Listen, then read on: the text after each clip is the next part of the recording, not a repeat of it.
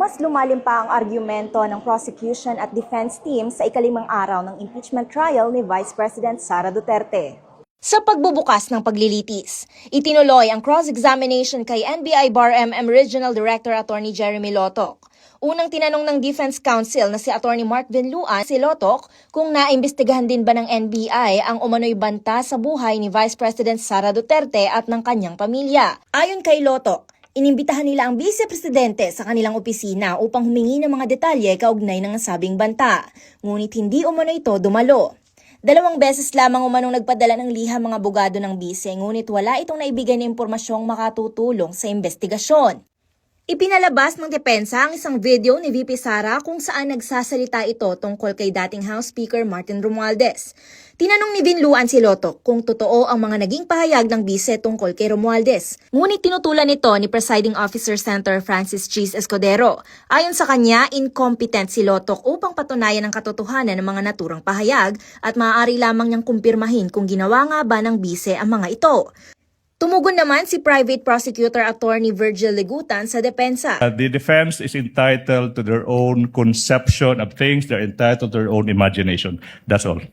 Samantala, nabanggit din ng depensa ang naging grado ni VP Sara sa bar examinations, ngunit agad itong pinigil ni Escudero. Sa sunod-sunod na pagtatanong ng depensa, nanindigan si Lotoc na batay sa isinagawang investigasyon ng NBI, naniniwala siyang may nakausap na nga ang Vice na papatay umano sa Pangulo, First Lady at dating Speaker. Gayunman nilinaw niyang wala siyang personal na kaalaman kung aktwal itong isinagawa ng Vice Presidente. Ipinalabas din ng depensa ang isang video ng panayam kay Pangulong Bongbong Marcos noong January 2025 kaugnay ng umano'y kahandaan nitong makipagkasundo sa pamilya Duterte. Tinanong din ng depensa si Lotoc kung mayroon siyang background sa behavioral psychology at forensic psychology. Inamin niyang wala siyang background sa mga larangang ito, ngunit sinabi niyang may psychiatrist at iba pang kaugnay na profesional sa kanilang ahensya. Nagtanong din si Senator Judge Alan Peter Cayetano kung bakit nakaramdam ng threat ang Pangulo at ang kanyang pamilya kung wala naman umanong intensyong patayin ng Vice Presidente. Ipinaliwanag ni Lotoc na ang usapin ay hindi lamang tungkol sa Pangulo kundi may kinalaman din sa national security. Naging sentro rin ng pagdinig ang umano'y Operation Romanov na nabanggit sa video ng Vice Presidente. Ayon kay Lotoc, una itong nabanggit sa isang rally ni Davao City Mayor Baste Duterte. Sa pagtatanong ni Senator Judge Raffy Tulfo, sinabi ni Lotoc na ang pahayag ng alkalde ay isang babala sa First Family. Aniya, naging palaisipan kung bakit tila kabaliktaran ito nang naging tanong ni Princess Maui sa live stream bago binitawan ng Vice Presidente ang umano'y pagbabanta. Sumagot naman ang depensa na mahirap sabihin kung iisa lang ang tinutukoy na Romanov ni Mayor Baste Duterte at ang umano'y Operation Romanov na binanggit ni Princess Maui. Tinanong naman ni Senator Judge Kiko Pangilinan si Lotoc kung ano ang magiging hakbang ng NBI sakaling dumalo ang Vice Presidente sa kanilang imbitasyon. Ayon kay Lotoc, magsasagawa sila ng validation at kapag nakumpirma ang mga impormasyon, sisimulan nila ang case build-up. Isinagawa rin ang redirect examination kay Lotoc, kung saan kwestiyon ni Attorney Legutan ang ilang argumento ng depensa.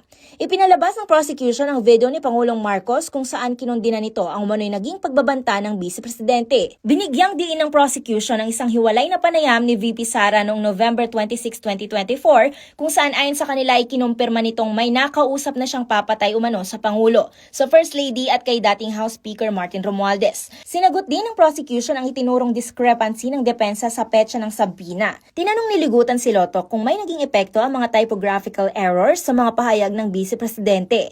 Sagot ni Lotoc, wala itong naging epekto. Muli ring nilinaw ni Lotoc na nag-comply lamang ang NBI sa mga kinakailangan ng Department of Justice at natanggap nila ang certification na nagbibigay daan upang magsagawa ng preliminary investigation. Sa pagtatapos ng redirect examination, tinanong ni Legutan ang testigo. The President Ferdinand Marcos Jr.